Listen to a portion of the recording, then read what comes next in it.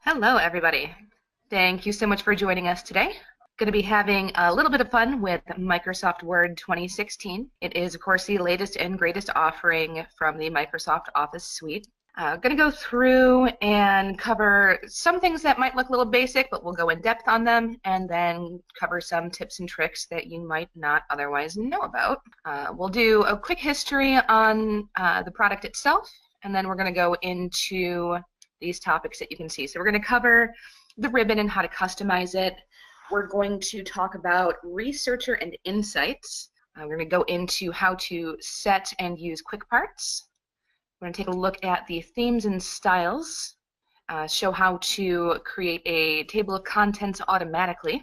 We're going to explore Format Painter, show how to use the updated version of Find and Replace. We'll show you how to customize Autocorrect, get into a little bit of sharing and collaboration, and then I've got a few bonus tips for you as well. Those of you who have sent in questions beforehand, I have compiled the ones that I can answer most easily in this particular format. If afterwards you have any questions, please feel free to reach out to us again. Anything that has not already been answered, we will do our best to contact you, but if you don't hear from us, please feel free to make that outreach. We do want to make sure that all of your questions do get answered one way or the other. So, I'm going to take a look at Microsoft Word itself. It started way back in 1983. It's when it was first officially introduced as Microsoft Word. It was based off of a previous product. Microsoft wooed a couple of programmers from a previous company who took the product that they had made there, turned it into the fantastic Word editor that we know and love today. It's kind of cool that the first free demo copies were given away via floppy disk, the big, square, thin floppies, not the small, firm ones, but the old 5-inch floppies. They gave them away at the November 1983 edition of PC World magazine, and that was one of the first times that free software was ever given away that way. Anybody who had magazine subscriptions, even into the mid-2000s, probably remembers that those software giveaways were things that continued to happen for quite some time. I remember even relatively recently still getting Xbox demo games with Xbox Magazine, things like that. So it started way back in 1983 with Microsoft Word.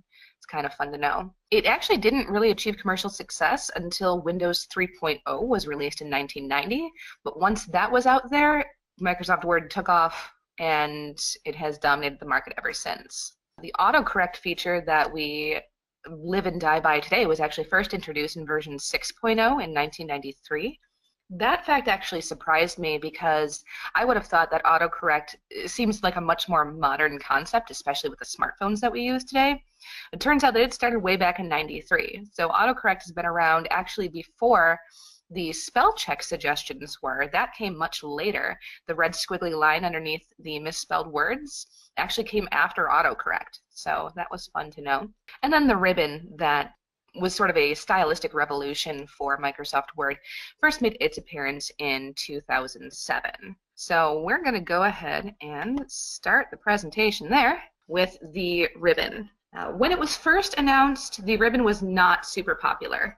People didn't like the change. They weren't used to the way that it's presented. Everyone was used to the standard menu options that we have along the top here, but this ribbon with all of these icons and options here, people were afraid that it was too cluttered or too messy or it was overwhelming. But as the product got more feedback and as we've used it throughout time, it has gotten a lot more refined and it is a lot more customizable.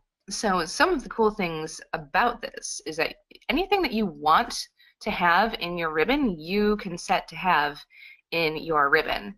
Features that you use frequently, if you right-click on them, you can add them to a custom quick access toolbar that would be shown below the ribbon. So you can have any of your favorite features saved up here as well. So if there turns out to be something that you just use all the time, you can set it so that all of your favorite features are in this quick access toolbar. Within the ribbon itself, a lot of the features that are available are customizable as well. So when you get into things like styles, you can modify the styles that are there by right-clicking on it. A lot of options have other options, other sub options beneath them if you right click on them as well. Otherwise, you can just add it to the ribbon, customize the ribbon, collapse the ribbon if you just don't want to look at it anymore, or if you need a bigger screen to see, you can open and close it with the either the view tab or the view menu, or you can use the buttons that pop up as well. Going back over here to the Home tab, you can see that a lot of the overview in the ribbon is very well organized. If you think about it in the way of, what am I looking for? I want to add a shape. I want to add an element. Most of those items are going to be in Insert, along with formatting options under Draw, if you're doing individual shapes that you're going to freehand. Design is where you're going to find your themes and how to edit those. So this is all very well organized, and you can tell that they've taken a lot of input from the actual users as to how to structure this so that it is very, very intuitive. You shouldn't have to hunt too hard anymore in the ribbon to find the item that you are looking for. Even using it very often, every once in a while, I'll think of something that, I'd like to add this element, wonder where to find it. I take a guess, and it's usually right in front of my face. So it's very, very well designed. And with every edition that Microsoft does release, it is a little bit more polished. The nice thing about it, though, is if you have upgraded to the 2016 version and maybe you really like the way that something was set up in the 2010 version, you can go through and you can customize customize the ribbon and set anything that you want. So if there's an item that's missing, feel free to go through this list and add it. It populates the most popular commands to start. You can also look at all commands that are not in the ribbon. This is my favorite way to find something. If I'm looking and I don't see it, I'll choose the option for commands not in the ribbon, and it is all alphabetical. So it's very, very easy to navigate. Just take your best guess for how to phrase what you're looking for. Since I'm talking about how to phrase things, I do want to touch on one of the biggest changes for the more recent version of Microsoft Word. And this is something that is an element that is available across all of the Microsoft Office suite, is instead of search, there's the tell me what you want to do feature. So instead of searching for a phrase, let's say if you want to know how to add a hyperlink, instead of saying, how do I add a hyperlink, you would just tell it what you want to do. So just add link, add a hyperlink, and it tells you exactly how to do it right there. And it'll actually bring up the window that you need to add whatever it is that you're trying to add or to do whatever it is that you're trying to do. So not only will it show you how to do it, it just gives you the feature that you wanted in the first place. So if you're missing something and you can't find it, tell Word what you want it to do and it will just give it to you.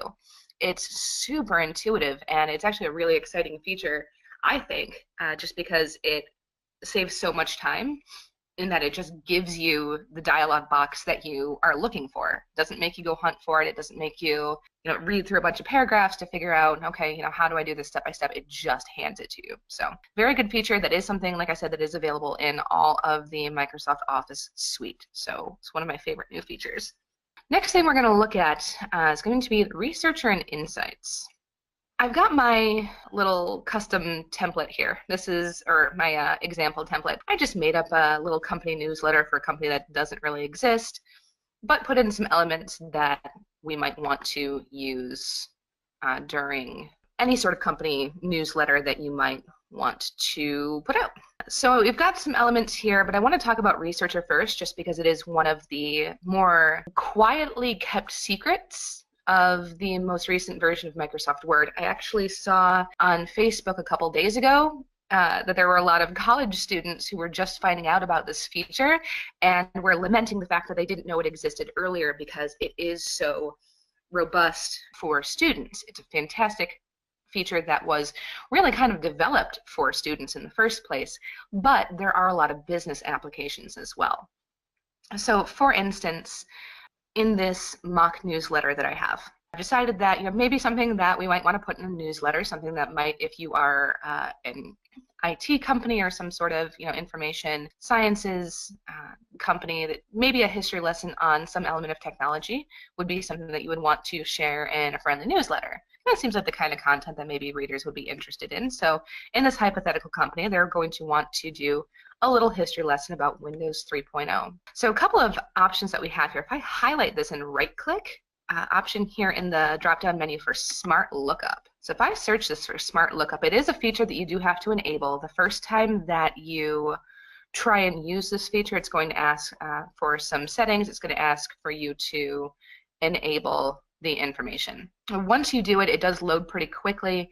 It is a nice, robust feature. So what it's done is in this sidebar, it's done a search. Of course, it is a Microsoft product, so it does use Bing. If you're not a fan of the Bing search engine, you know, maybe this will give you a reason to like it a little bit more. It does pull up very, very clean results within the Word software itself. So these results are very easily digestible. I haven't seen it pull anything that is inappropriate, so it seems like a fairly safe feature to use as well. They've coded it quite nicely so that it is easy to use for multiple applications, including for students. So this has given me a couple of Wikipedia results. It's also given me some image results and then some general web results. So if I click on one of these, I can see it's opening in Microsoft Edge browser by default. That's just the default browser that I have set with my computer. Of course, it is running Windows 10, so I just kind of left it to do its own thing because it is very clean and very user-friendly. If you like a different browser, feel free to use it, but you may not get the same exact results as you would if you left everything native to the Microsoft product. So this just goes ahead and brings up the Wikipedia page on what we're looking at. This is good for, say you're making reference to something and you just can't quite remember the details. Maybe you can't remember exactly what something was called. You can use that Smart Lookup feature to do a quick web search right within Word itself. It'll launch that external window, but all of that info is there for you.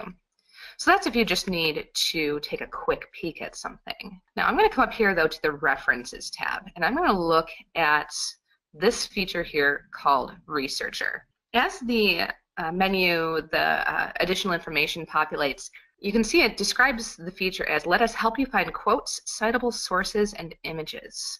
Right next to it, you can see this info here about citations, managed sources, the style, the bibliography. So if you are someone who has spent any time in academia whatsoever, I'm sure you have had to cite your sources on a paper or research paper at some point. So this automatically comes with all of the most popular citation styles, and it formats it automatically for you and then gives you the ability to go and edit things afterwards. Not only do you have the ability to edit it, it stays as a live feature within Word unless you specify otherwise. So if you are digitally submitting papers as a student, you have the option to keep that information in there. The professor or whoever is taking a look at the paper or a teammate or what have you has the option to view the citation within Word itself as opposed to having to include a bunch of extraneous text as well. So this could also be useful for business if you have people doing research within the company as well, whether that is market research or studying some other aspect of a product or the business itself. So this isn't just for students. This is something that you can use, you know, well beyond school days. But we'll go back over to Researcher itself, and if you click on it, it gives you this search bar. So the history lesson that we want to give is on Windows 3.0. And it works just like a normal search engine. Gives you these results here. Gives you a couple different options here where you can search for everything. You can search for books.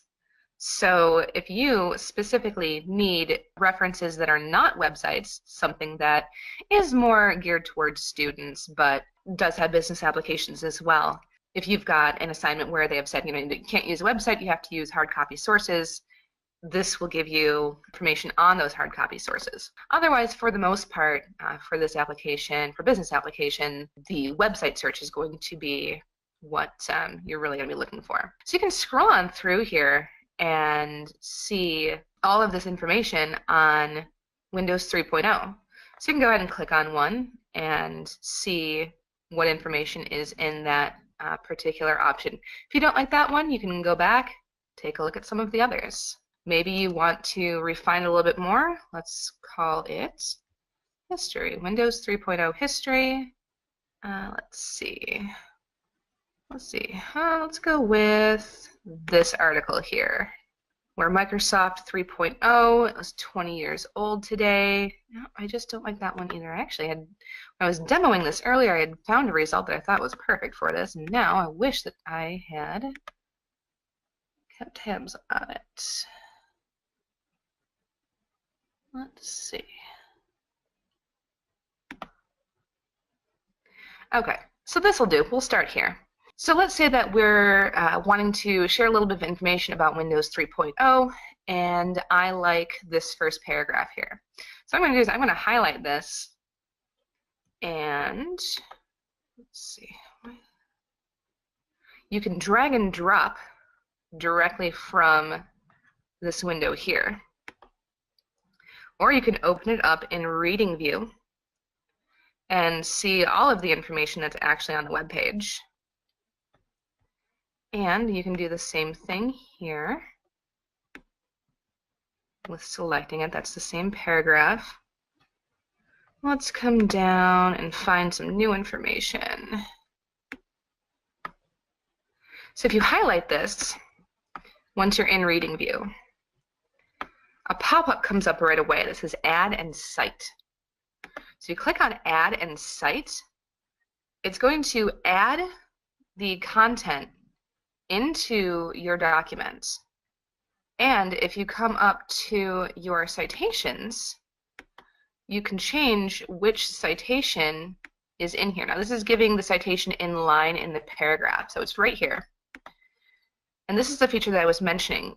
It gives you this drop down where you can edit the citation, you can edit the source. If you click Edit Source, it'll give you these customization options as well. It shows you the URL where it came from, the name of the website, the name of the web page, and the author. So you're going to see this is a really, really robust way to include information from external sources that you are citing, so you're giving credit to the original source, and having that information directly in your paper or your newsletter or whatever document it is that you are working on. So let's say then that once I've got this, I'm going to click at the end of this paragraph, and I want to add my references inline. So you can actually see the full text of the references as opposed to just what is in the paragraph itself. This is something that, especially if you're doing research of any kind, you are going to want references, a list of references in there so that people know that it's not research that you did yourself, it's information that you have sourced elsewhere. This now shows you the two websites that I've looked at, the two sources for the information. So once you're done with that, you can go ahead and close that pane. If you need to go back into it, go back to Researcher, and you can even see My Research. You do have to log in to either your Outlook account or your Microsoft account to be able to view saved research, but once you do log in, you do have the option to bookmark research that you have used before. So that is extra handy, especially if you have sources that you really love, that you want to use often. And again, from a business standpoint, you may not need to necessarily do a whole bibliography or references, but say there's a source for jokes, or there's a source for tech tips that you really like, or there's a source for recipes that you like to share. Keeping those things bookmarked as well makes it very, very easy to add content directly to your newsletter. And of course, you can also add content from your own website. So that information can be stored there within Word itself. Right, so that is Researcher. Next up, I'm going to take a little stroll into Quick Parts. Quick Parts is sort of like mini macros. It gives you options to, back over to my ribbon here, it gives you the options to not have to type things over and over again that you use frequently. So something that in a business newsletter or a flyer or anything that you are publishing through Word, you're probably going to want to have your company information somewhere that is easily accessible. You can put it in the header or the footer. It might get a little cluttered. Maybe you want to make it really stand out. This is a great way to do it, but of course you're not going to want to type it out every single time, especially if you start adding phone numbers and fax numbers and email addresses, maybe even like a company byline, something like that. It'd be nice to just be able to have that available to you without having to remember exactly the format, maybe especially if you've got multiple phone numbers. It is a lot of information that could potentially get lost. So under the Insert tab, there is the option over here. Now, mind you, if you don't see something exactly where I see it, I have done my best to leave my edition of Word as close to out of the box as possible. That said, I can't rule out that I may have dragged and dropped something somewhere at some point without recalling that I did that. I do try to leave it alone, especially for doing these demos, so that you can see exactly where to find the option. But if you don't see it, of course, you can always use the tell me what you want to do. Just type in, quick parts if you don't find quick parts. Okay, so you're going to want to highlight the information, go into Insert, and then Quick Parts. This option here, right at the top where it says Auto Text, you have the option to save selection to auto text gallery. If you click on that, not left click or not right click, that you can add, this is going to say create new building block. So building blocks are what they are calling these individual elements that you can add one at a time or in batches at any point. So this one, we're going to name it, it's going to automatically populate the first line of text. Let's say I want to call this company address. You can leave it in the gallery and category that it sets as default, or if you have a lot of these that you end up building, feel free to create individual galleries and categories for these things so that you can search them even more quickly. I'll show you in a second what it looks like to start navigating these building blocks. So I'm just going to click OK, and it is going to have this set. And it is going to remember the formatting exactly as is. You can always overwrite it later. Then let's say that I'm working on a new newsletter and I want to add that. I can now click on the arrow for Quick Parts, go over to Auto Text. It is showing me the company address. This is the item that I have just entered, and I can drop it right in there. And it gives me exactly what I entered before. Now, I did mention the building block. So that individual element is called a building block. That's what it's referred to. It's what Word has named it. So let's say that the company moves and you go to a new office, you open a new office, maybe you want to edit that. It is very nice that it sorts these automatically by the gallery, so it is alphabetical, or alphabetically auto text comes up first. You can of course always sort it any other way that you like, but leaving it as sorted alphabetically by gallery gives you all of the auto text options that you have entered up at the top. So once you get here, you can edit the properties of it, which is that same context that was there before. If you don't want it anymore, you can delete it. So let's say that we never want to see that again. Go ahead and make it go away. I can delete that building block. So you can go through and customize these other ones that are in here as well. This is, for the most part, things that are more easily accessed elsewhere. That said, if you do ever want to change any of the elements in here, or if there are just some that you absolutely hate, you can make them go away. You don't have to deal with features that you don't want. I love that Word gives you the option to not just customize what you see, but customize what you don't see. So I do appreciate that kind of flexibility and the ability to really take control over the software that you are using. All right, next up we're going to get into the real fun. we're going to start talking about themes and styles. Of course, every company knows that branding is a huge part of who you are as a company, how you are forward-facing to your clients and the public in general. It sets the tone for pretty much everything that you do. So, of course, you're going to want your newsletters or your documents or whatever it is that you are creating in Word to reflect your company branding. Now, I didn't take the time to go through and create a fake logo for my ABC company, but you can add logos in just about anywhere that you want. You can add them in your footer, or I'm sorry, you can add them in your header if you prefer it that way, or you can just insert it as a graphic here.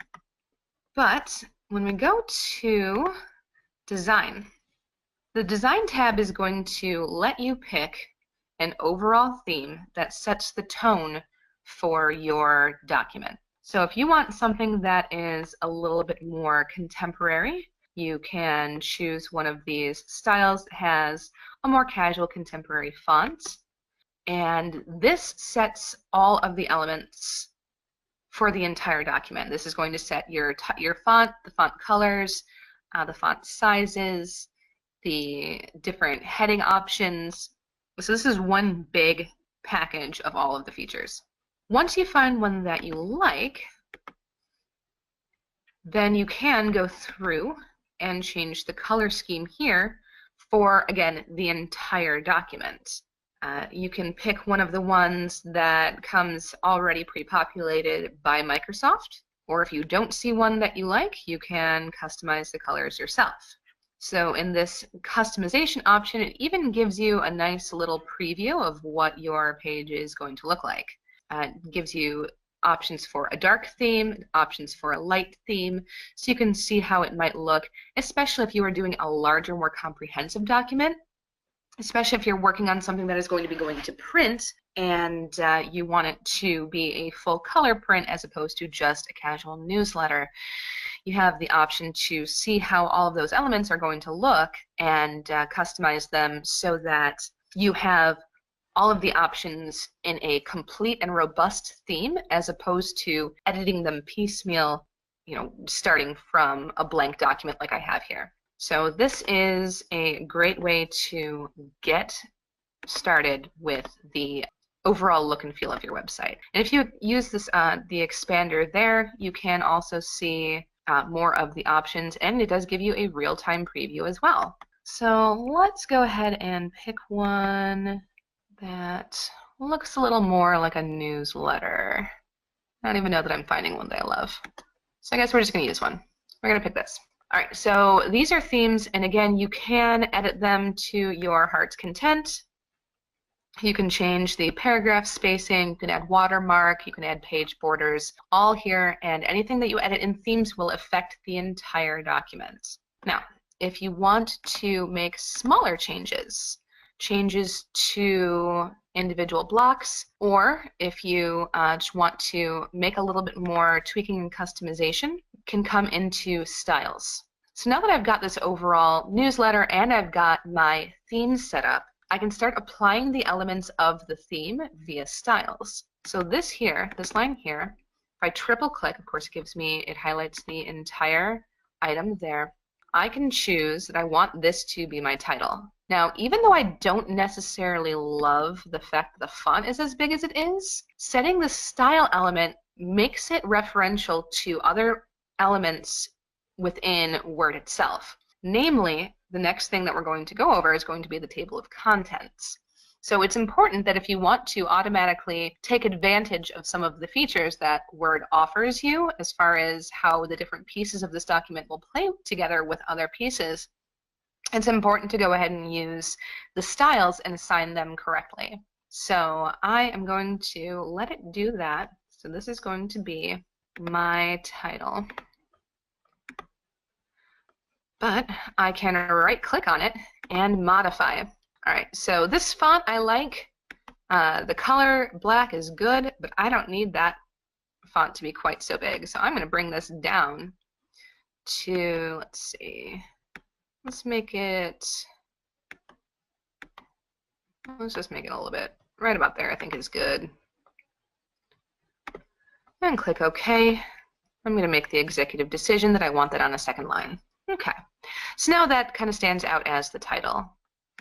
Next thing, now that I've got these, the overall title set, I'm going to want to start defining the different sections. So this introduction I'm going to set as heading 1. And then within the introduction, I'm going to also include what's new as a subheading.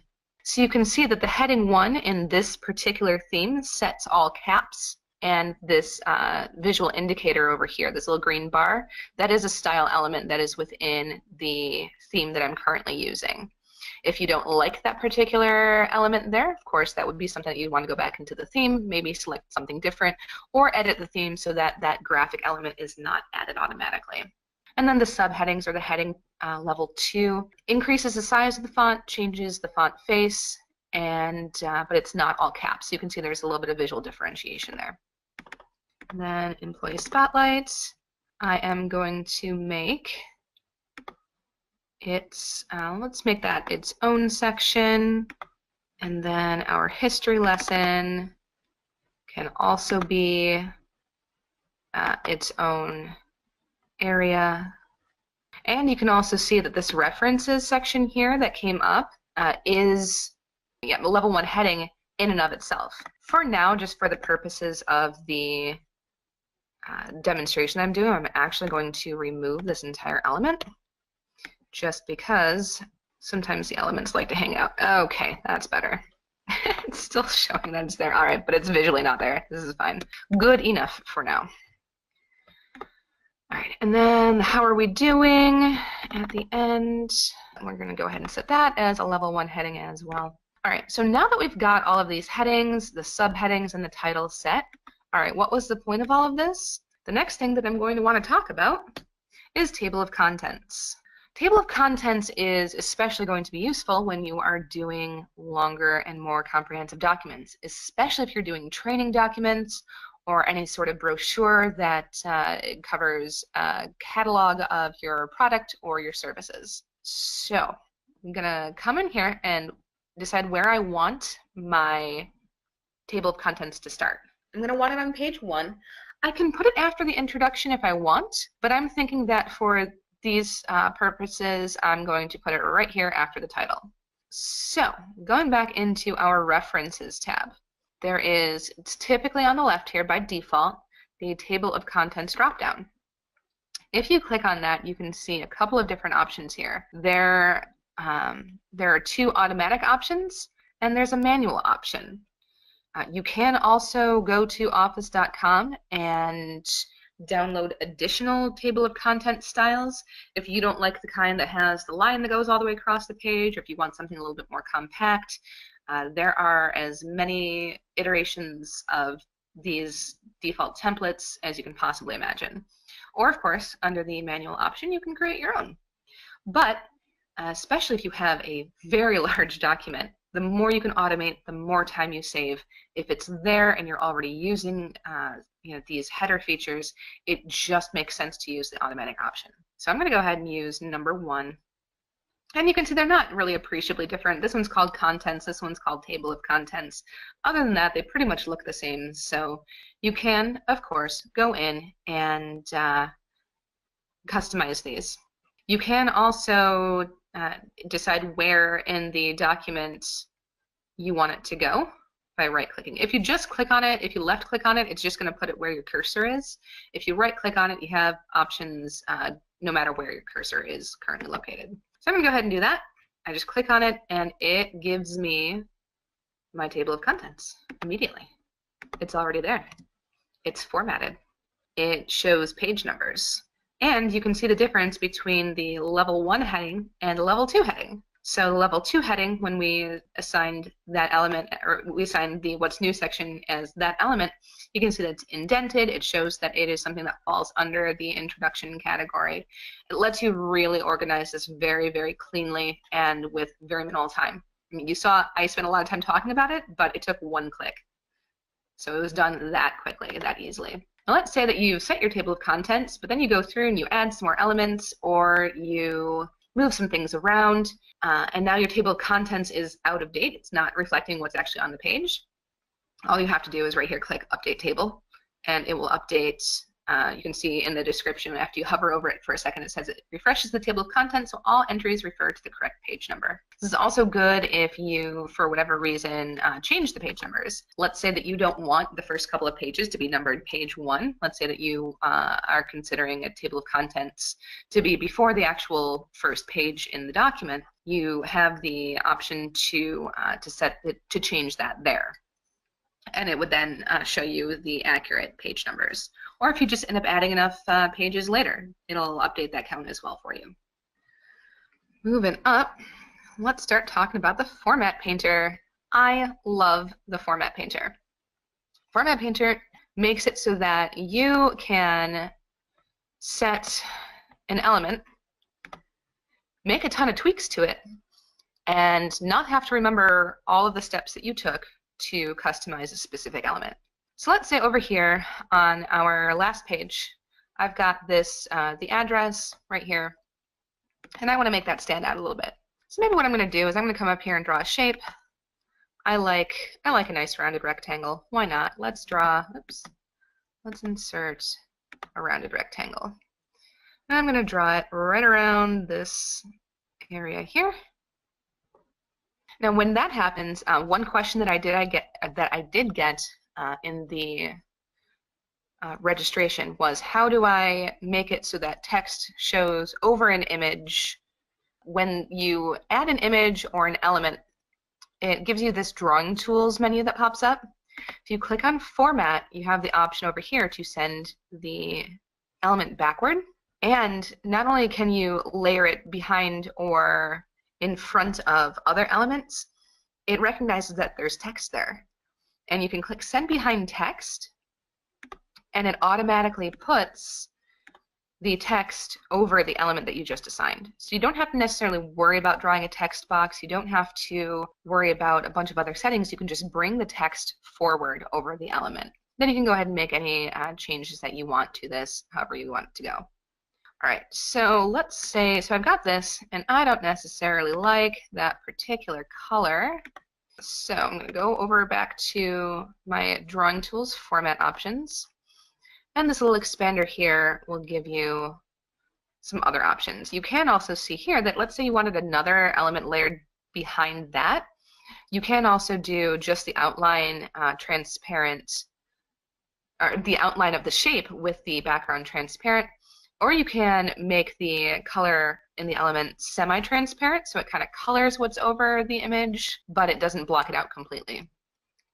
So lots of options. Again, it's all in this Drawing Tools tab that comes out. So I'm going to go ahead and pick this one. I feel like that's already kind of the color scheme that we have going on here. Let's say I want the border to stand out a lot more. So I'm going to come in here.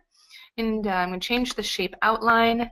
I want the shape outline to be darker, and I want the shape outline to be bigger. Let's set it there. Okay. Let's say I like this. This is good. I like the shape. I like the color. I like what I'm seeing here. Let's say that maybe because I've got an element up here that I really like, let's say maybe this history lesson. Maybe I want this history lesson portion to also have a little bit of standout. So I'm going to go ahead and use my shape tool again, and I'm going to draw a rectangle right here to make this history lesson spot pop a little bit more. And I'm going to send that behind the text as well. Now that I've got this rectangle, but I go, oh shoot, I don't know what colors I picked. I don't know, what weight did I set for that border again? I don't have to worry about it. Come up here under Home. Make sure that you have the shape itself selected, not the text.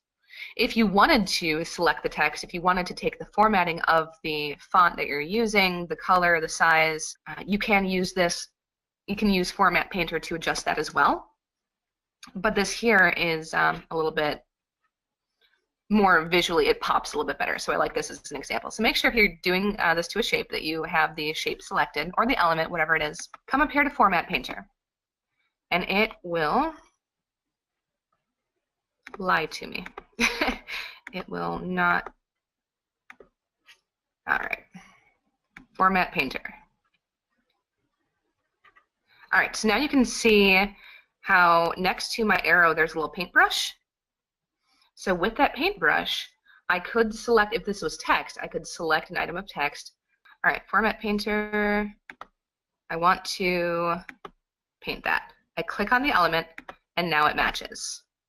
So I've clicked on the rectangle, and now the rectangle has the same color, it has the same border as did my my little business card quasi footer that I added down below. That is how Format Painter works. You can use that for text. You can use it for even photographs. If you've done some editing in line with a photograph, you can apply the format to another photograph that you load so that everything has a nice cohesive look and feel to it. All right, and go on to Find and Replace 2.0. This is kind of fun. I like that this element exists. Find and Replace has kind of always been there, but it's gotten more useful. So we all know that if there are, let's say that you've got a document about your CEO and his name is Alexander, but now he wants to be called Alex, you can go through the entire document. You can find and replace the name Alexander and change it to Alex. Pretty much everybody knows that is a thing that you can do. But when you use the new version of Find and Replace, you can also find and replace formatting. So you can see in here I've used the italics option to add some weight to some elements. But let's say that I don't really think that it's giving enough weight, but I don't want to go through and find every single one that I've assigned that format to. What I can do is in the Replace tab, I can come down here and find things that are in a specific font. I can find things that are in a specific style. You can find elements that are in a specific size. You can even find color. You can search the entire document for different formatting options and then replace them quickly. So, and then if you go over to Replace, you can replace it with, again, click on Format, and I'm doing font, but you can also see there's a ton of other options that we can get into and play with.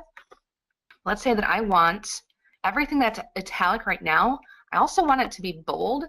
I want it to be in, let's see, we're using this teal, so let's do this teal color here. And I could even change the font if I really wanted to, but we're not going to go too crazy. So I'm going to do this, click Find Next, which is the same way that's always gone. It gives me something that's in italics, and I can hit Replace. You can see it makes it bold, and it changes the color. If I know for sure that I want to do it to everything, I can do it to Replace All. It tells you how many replacements it has made. So this has gotten so much more useful than it ever has been before, especially if you're changing company branding, especially if you have an older document that needs some updating. You can now do the search and replace for all kinds of different elements where you can change the color, you can change the font, you can change the look and feel without having to go through and manually find all of those pieces. So super exciting, and as you can see, there are even more menu options down there. There are very few limits to what you can do with that now. I definitely encourage you to dig in and play around with that one. I could spend probably an hour just on that in and of itself. Autocorrect, how to make it work for you. One thing with autocorrect is that sometimes it corrects things you don't necessarily want it to be correcting. I know that it's become sort of a point of humor in this day and age that autocorrect can cause some communication troubles, if we're phrasing it delicately. Since autocorrect does exist within Microsoft Word, we want to make sure that, especially in a business context or in an academic context, as we spoke about a little bit before, that we're not getting caught in those pitfalls. So there are a couple of different ways that we can access the settings for autocorrect. Let's say I typoed this word, and it gives you the red squiggly line. Of course, you can right-click on it, and it'll give you the correct spelling. But it also has this little arrow here to where you can ask it to read the word aloud. Say that you think you know you've got the right word, but you're not sure if that's the way that it's pronounced is the version that you're using. You can click on this, and it'll read the word aloud to you. You can make sure that you have the right word. It also gives you a couple of synonyms there as well. so that if you also, it just gives you another visual cue whether or not you're using the word that you are intending to use. Now let's say that this was a proper name. You can, of course, add it to the dictionary. That's a feature that has existed for quite some time. If you never want it to give you that red squiggle again, you can add it to the dictionary, or you can just ignore it. So those aren't new, but I like to touch base on them. You can also add it to autocorrect.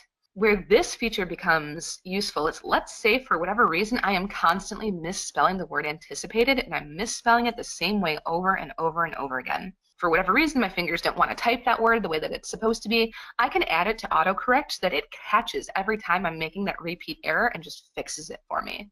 So you can have autocorrect work for you, especially once if you've noticed a pattern in your personal typing style, or just repeat mistakes that are happening. Let it work for you. There is also the last menu option here is autocorrect options. You can hop in there that way. I do just also want to show you that if you go to File and Options, let's say that you don't have something that's misspelled, so you aren't sure how to get to the autocorrect options. If you go to Word Options, it is under Proofing, and then right there are autocorrect options. This does also give you some options here to edit the autocorrect the way that it functions, that it doesn't give you from the right-click menu. So if you aren't seeing something in the right-click menu that you want to use, go through the menu through File, and you might be more likely to find what exactly you're looking for. This, however, does also apply to all Microsoft Office programs. You can see that this is something that it does specify that it's for the Office suite, not necessarily just Word.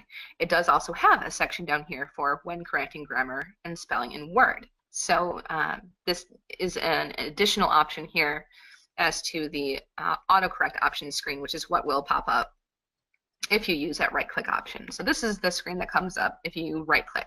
It does give you some of these default ones. If you accidentally, if you hold the Shift key down for too long and you get two capital letters at the start, that is a default autocorrect feature. You can see some of these others as well. Capitalize the first letter of sentences, capitalize the first letter of table cells. So those are all turned on by default, as well as everything in this table down here. So a lot of these show some really frequently mistyped words that it will automatically fix for you without you having to define these in a dictionary. So like here it shows, fields, people sometimes put the E before the I, it automatically corrects it. This is where you can add something if you know for sure that when you first open up the program that you want something specifically autocorrected every single time. You can add this manually that way.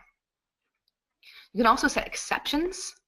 So if you have a company name that is maybe missing a vowel, that is a fairly popular way to reference company names, or there's lots of products that we use within our businesses that have some spellings that are close to the actual word, might get caught in autocorrect, you can set exceptions so that it does not correct those.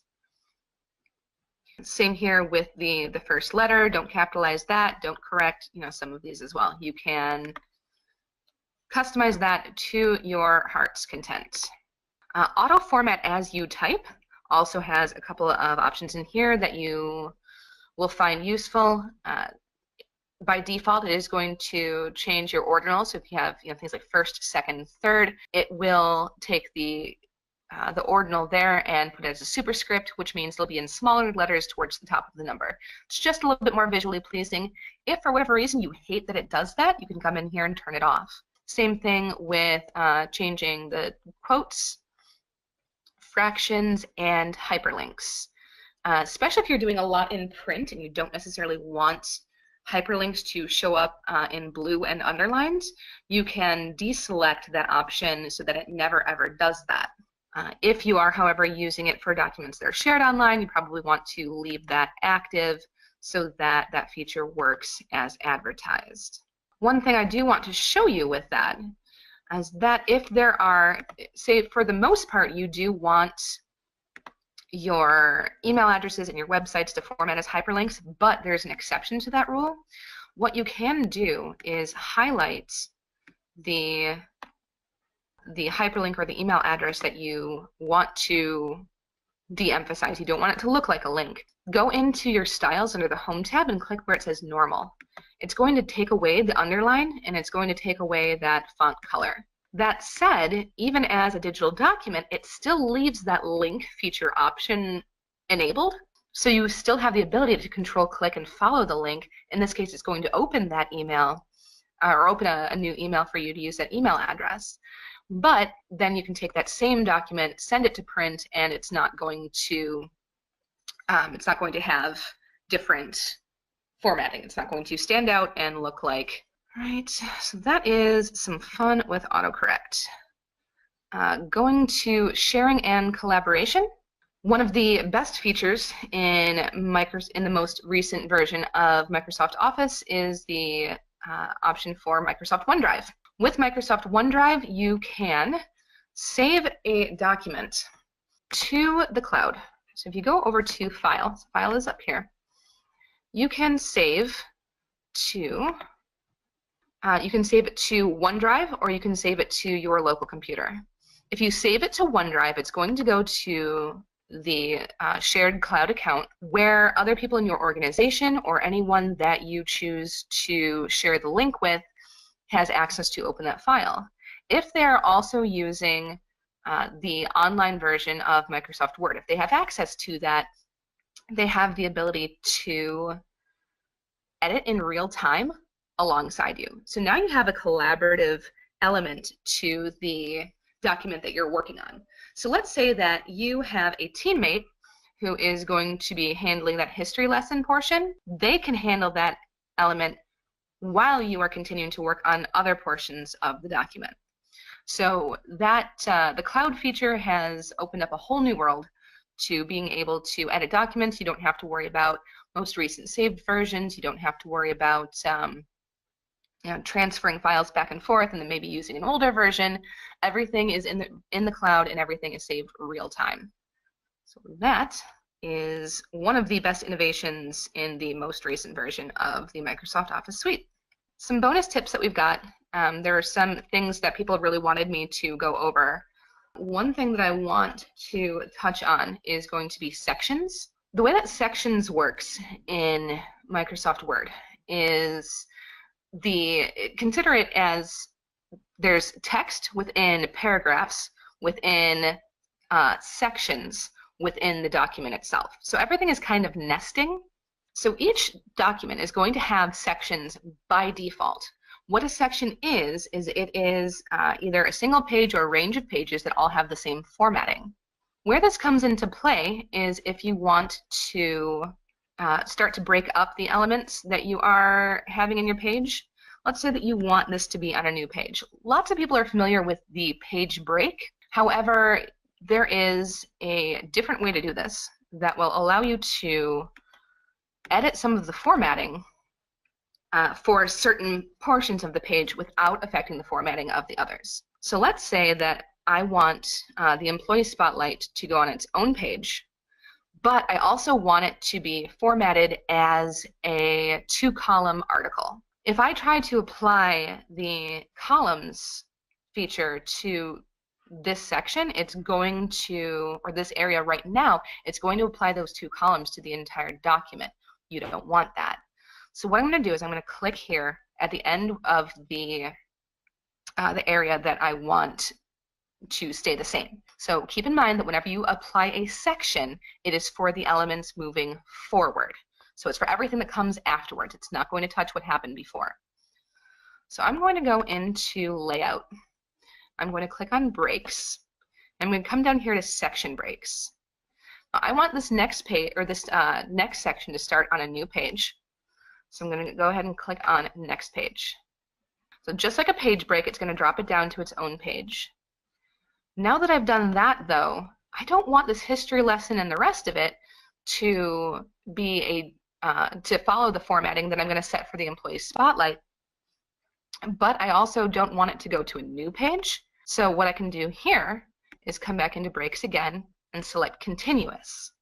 Again, keep in mind that my cursor is at the end of the element that I want to have the previous formatting, and it is before the element that I want to have its own formatting. So I'm going to click continuous, and now there's a break there, but it is not going to a new page. So now I can take and edit this employee spotlight section. So within the employee spotlight section, if I want this to be in 2 columns, I can just come up here, hit columns and 2, and it puts that into 2 columns without affecting the rest of the page. So sections is a fantastic way to define individual formatting areas and keep it to edit that formatting without editing the formatting of the rest of the page. So I went to undo that, and just one thing I want to show you is even within that element, what I can do is ignore the header and select just the text and move that into 2 columns. So now I think it looks a little bit better that way. But if I wanted to add a picture of Sally, who is the employee that I'm handing the spotlight to, you can add that, in line with this as well. So that's kind of nice. One other thing that I want to do super quick. Oh, that did not. Why did you not follow? Oh, because those aren't linked together. That's why. Aha. Okay. Actually, that would be a good thing to go over as well. So this would be a great place because this the text moved down, but the image itself didn't. So maybe before this would be a great place, and after this element here would be another place to insert another break. So this one I'm just going to do just a page break because I don't need it to be special formatting. So now that goes down there. That can be on the last page. That's a nice element for the the closing page for this little workbook that we're doing. One other quick trick that I want to show you right now is how to do a line that you can type on. A lot of times when, let's say, you're filling out a form, you'll type name and then give a bunch of these underscores, and that's fine in print, but then if you wanted to type on it, you come and put my name, it moves the line itself. A different option for that is if you do 3 dashes and hit enter. Oops. There you go. All right, so do 3 dashes, you have to do it on a new line. So if you do 3 dashes and then hit enter, now you have this line you can type on, and the line stays where it is and it does not wrap around. So that is just something I see a lot, especially in documents where people want a form to be filled out, but they want you to email it back as opposed to printing it and giving it back. It's just a nice feature to know that it exists in there. It's kind of hiding. It doesn't really advertise itself, but it is there. Last thing I'm going to touch on is going to be mail merge. The #1 thing that people were requesting in this demo was mail merge. Now, the best thing about this version of Word is that mail merge is as painless as it possibly could be. There is a mail merge wizard that will take you through step by step exactly what you want to do and make it as painless as humanly possible. So under mailings, if there's this start mail merge button, and down at the bottom it says step-by-step mail merge wizard. So it opens up this mail merge element here. You can, oh, it's actually taking me because I was doing this earlier. Let's start at the top, excuse me. So it gives you the option to select a document type. This is going to be a letter. You can also obviously do email or envelopes or labels if you're doing something different. Down at the bottom it says next starting document. Go ahead and click on that. We want to use the document that we have right here. This is what we're going to be mailing out. You can also start something new from a template or start from a different existing document. We're just going to use what we have in front of us because this is what we want to mail. Next, select recipients. So you want to use an existing list. You can also type a list manually if you wish, or you can select from your Outlook contacts. I don't know why that word wouldn't come out right. However, a lot of us have an Excel file or spreadsheet file that has all of our contacts in it. So I'm going to click here where it says select a different list. I'm going to come to my documents where I have saved my address book. Now, of course, where you save your address book or what you title the file is going to be up to you, but this is what I've got here. Keep in mind that if you have any headers on your columns in that address book, that you have this box down here at the bottom checked. it will ignore the first row of data rather than try and mail something to your headers. Say OK on that. It gives me the 3 addresses that I have loaded. I can sort them, I can define them, filter them if I like, or I can just click OK and send it to everybody. It doesn't give you any kind of pop-up or anything once it's successful. It just loads those in there. So you can click on Next to write your letter. Well, my letter is already written, but let's say that I want to put the address in the top. Say maybe I'm mailing, maybe this is like a trifold that I'm mailing, and I want the addresses to be printed on automatically. So if I click on where it says address block, it gives you some different options to choose how you want to format the name, how you want it to appear, based on how formal it's going to be. I'm just going to click the default. Oh, you can also change whether or not you want the postal address or if you just want the person's name in there. And what it does is, if you see it, it puts this in kind of a little bit of a code block, if you will. You can move that address block anywhere that you want. Make sure, though, that if it starts a line that you do hit enter to put a break in. Otherwise, it's going to start the existing text right after the end of the address block. So make sure that you do give that some room to breathe in the document that you're preparing. And if you forget that step, don't worry, because when you go to preview your letters, it's going to show you a preview. And you can come in here and you can change the font, the size of this as much as you want, so that if you want this bigger or bolder, if you want it smaller or more simple, maybe you want it to fit in an envelope with a window, you can change it so that it fits however you like. And then at the end, you just complete the merge. You have the option to print, or you have the option to edit individual letters if there were changes that you wanted to make to anyone that you know for sure that you need to make a quick change to, however you want that to go. But for the most part, you can just go to print, send it to your printer, and you're done. It's going to print one for every person that was in your mailing list, and you're good to go. So that is how we have that there. That is mail merge.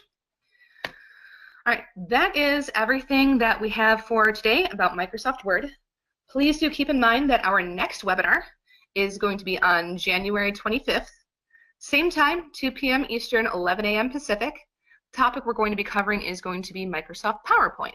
So much like we went into some of the lesser known but very powerful features of Word, we are going to do the exact same thing with PowerPoint, and I don't know if you can tell, but I kind of love PowerPoint, so I'm looking forward to that one as well. That is going to be everything for today. Thank you so much for joining. As I mentioned before, if you do have comments or questions that did not get answered, or if you did not get a response as of yet to your previous submissions, please do reach out to us. We are more than happy to help continue your education about Microsoft Word and make sure that you are good and comfortable with the software. Thanks so much, everybody.